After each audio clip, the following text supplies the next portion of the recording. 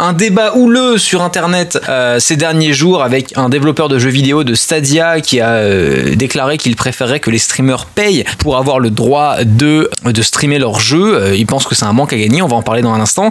Que ça ouvre la porte à une discussion que je trouve extrêmement intéressante si on veut faire avancer les lois sur le droit d'auteur dans le monde entier.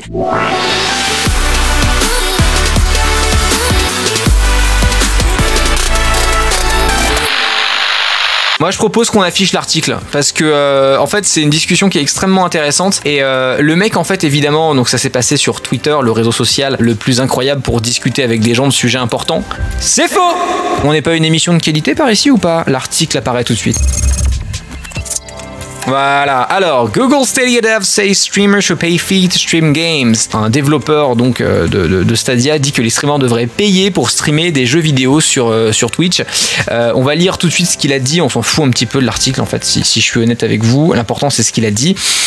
Donc les streamers qui sont inquiets de voir leur contenu supprimé parce qu'ils utilisent de la musique pour lesquelles ils n'ont pas les droits, on rappelle que tout ça arrive dans un contexte où des streamers se font délète une tonne de clips et de vidéos parce que les ayants droit ont décidé de se faire plaisir avec le bouton supprimer dernièrement. Devraient en fait être un peu plus inquiets du fait qu'ils streament des jeux tous les jours pour lesquels ils n'ont pas payé non plus. Toute leur carrière va disparaître le jour où les éditeurs décident de faire régner la loi. La vérité vraie, c'est que les streamers devraient payer les développeurs et les éditeurs des jeux qu'ils streament. Ils devraient acheter une licence comme n'importe quel business et payer pour le contenu qu'ils utilisent. Ça a fait polémique et voilà, vous allez voir, j'ai des choses, j'ai plein de choses à dire, plein de choses que j'ai pas vues nulle part ailleurs aussi, donc ça m'intéresse. J'ai un avis différent pour changer. Et donc après il a continué, donc faut savoir que le monsieur, quand on regarde un peu son compte Twitter, a l'air de pas trop aimer les streamers quoi. Le concept même, il a pas trop aimé. Il a dit après, je trouve ça absolument incroyable que des gens sont énervés parce que j'ai dit que les créateurs de contenu originaux, donc à l'origine des streams, donc les jeux, devraient avoir le droit de gagner une partie de l'argent qui a été généré par d'autres personnes qui utilisent leur contenu pour leur propre profit. Voilà, ça c'est on va skipper l'article parce qu'on s'en fout. Moi je voulais qu'on ait littéralement le propos brut du gars pour pas juger à partir de trucs stupides recopiés dans un article. Donc, déjà, avant que je commence ma petite diatribe, parce que j'ai répondu à ce mec-là sur Twitter, et parce qu'en fait, je suis allé à sa défense, pas parce que je suis d'accord avec lui, mais parce que je trouve qu'il prenait vraiment très cher dans la gueule, pour aucune raison valable. Alors ouais, dans le chat, il y a des gens qui parlent du fait que les streamers sont souvent payés par les développeurs pour parler de jeux vidéo, c'est vrai. Le streaming, c'est du partage, du business, oui, mais ça fait pas valeur de loi. C'est un débat qu'il faut ouvrir. Alors, en gros, je vous explique. Moi, je suis allé à sa défense sur Twitter, simplement parce que les réponses en dessous, c'était des réponses d'influenceurs que j'ai trouvé pas intelligent et ça m'a ennuyé, pas parce que je suis d'accord avec lui.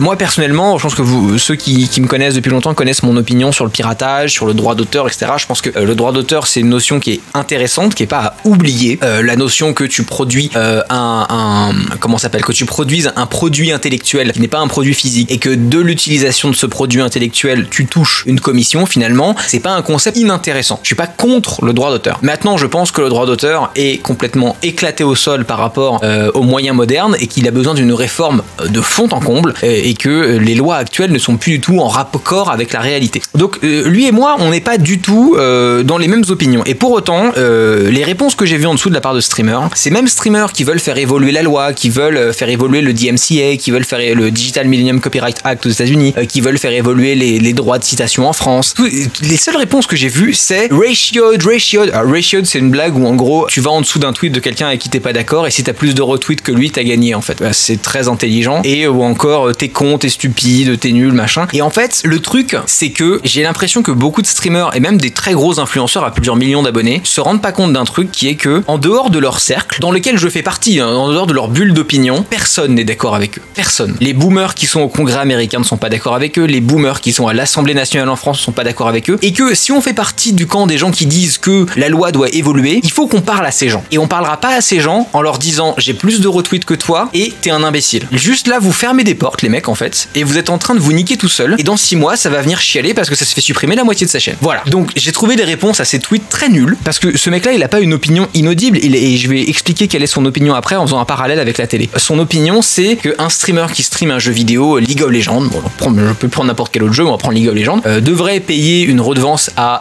Riot parce que Riot a développé le jeu. Il y a plusieurs points de vue. Du point de vue de la loi, il a raison. Acheter un jeu, alors League of Legends c'est un jeu free-to-play, c'est pas le bon exemple, mais bon, imaginons que League of Legends soit pas free-to-play, on s'en branle.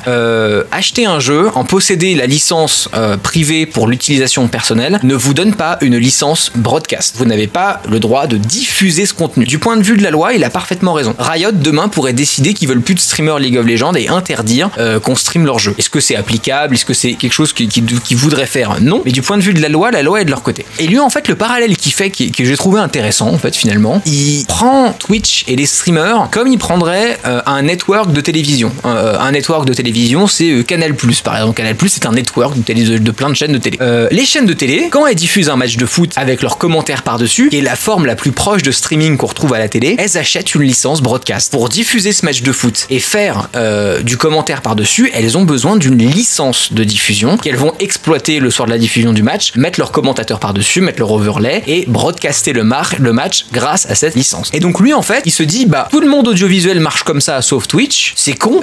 Et comme il vient du point de vue que il faudrait que ça marche dans l'autre sens que moi je voudrais, bah, il a fait cette suite d'opinions, quoi. Sa suite d'opinions, elle est pas illogique, elle est pas stupide. Je pense juste qu'il a tort et on peut en parler et il faut en parler parce que c'est à ces gens-là qu'il faut parler si on veut que la loi évolue. Mais il est pas con et ça m'a vraiment déçu de plein de gens que j'ai vu répondre il est con, il est stupide, ratio, de machin, alors que c'est précisément ces opinions-là qu'il faut débattre si on veut que la loi change un jour, si on a l'espoir que la loi change un jour. Voilà. Pour moi, les studios tirent profit du fait que l'accord supposé entre les plateformes et les studios soit tacite et non officiel. Aujourd'hui, les streamers et les plateformes de diffusion devraient se préoccuper davantage de l'officialisation d'un droit de diffusion. Demain, les studios disent stop, même si aujourd'hui ils trouvent largement leur compte. C'est eux qui ont la loi avec eux parce que, en fait, les accords, sur le papier, on n'a pas. Oui, bah, je suis d'accord. Donc voilà, en gros tout ça pour dire que moi personnellement, qu'est-ce que parce que faut quand même, c'est bien marrant de dire il a tort et tout, mais qu'est-ce qu'on verrait comme solution? J'ai pas d'opinion brute sur qu'est-ce qu'il faut faire avec le droit d'auteur parce que c'est un sujet très complexe et que j'ai pas la prétention de savoir exactement ce qu'il faudrait légiférer. Maintenant il y a quelques pistes qui sont intéressantes et je pense que la bonne solution ce serait un mélange de plusieurs pistes. Il y a des gens pendant les débats notamment contre la loi Hadopi en France qui était une des lois anti-piratage en France, il y a maintenant presque 10 ans, qui avançait l'idée d'une licence globale, l'idée étant que chaque abonné internet se voit taxer quelques maigres euros sur la facture internet, 1 euro, 2 euros, euros qui vont dans une caisse aux ayants droit et qui permettent du coup de télécharger illégalement de la musique, mais que ça devienne légal. Bon, pourquoi pas, est-ce que ça marche en pratique, est-ce que ça marche pas, j'en sais rien, mais enfin bon, c'est une idée nouvelle, pourquoi pas, on peut faire des études là-dessus, ce serait intéressant. Il y a plein d'idées possibles, mais ce qui est sûr, c'est que le droit d'auteur aujourd'hui, ça va à personne. Les créateurs de contenu en aura le bol, ça va trop loin. Les ayants droit en aura le bol de se faire piquer des trucs. Donc en fait, je pense qu'il faut que tout le monde se parle et qu'on trouve un accord. Notamment, pour changer un petit peu de sujet, moi sur la musique, je suis partisan d'une licence d'usage. Personnellement, ça par contre, c'est une opinion que j'ai. Je pense que tous les streamers sur Twitch et tous les youtubeurs devraient, s'ils veulent utiliser de la musique non libre de droit, avoir une case à cocher, genre je souhaite utiliser de la musique non libre de droit. À partir du moment où cette case est cochée et jusqu'à ce qu'elle soit décochée, un pourcentage fixe, que tu aies 100 abonnés ou 100 millions de tes revenus est reversé aux ayants droit via une caisse et tu as le droit d'utiliser du Rihanna, absolument ce que tu veux et voilà, et c'est simple et ça permet aux ayants droit de continuer à gagner de l'argent parce qu'ils continuent à gagner de l'argent, c'est normal, et aux créateurs de contenu de facilement utiliser du contenu. Je pense que c'est un entre-deux qui est sain pour tout le monde, qui permet aux plus petits créateurs de le faire quand même, parce que si c'était une licence à prix fixe, par exemple 10 000 euros par an, bah, les plus petits créateurs pourraient pas se permettre d'acheter cette licence, alors que là un prorata des revenus générés, je trouve ça fair, et moi c'est quelque chose qui me ferait très plaisir et je paierais cette licence et j'utiliserais plein de musique. Voilà, pour la musique, moi je vois une solution un peu comme ça, je trouve ça intéressant. Je pense que le problème ne va jamais se poser dans le jeu vidéo parce que les développeurs de jeux vidéo, ils sont pas là-dedans. Ils sont pas dans cette réflexion. En tout cas, les gens qui pensent comme lui sont minoritaires. Les développeurs de jeux vidéo, ils sont là genre comment faire en sorte que notre jeu soit plus streamé sur Twitch. Ils sont pas en mode ces bâtards de streamers, ils ont pas les thunes. Oh, dis donc, New Titeuf, Dame Live, Abou de la thune.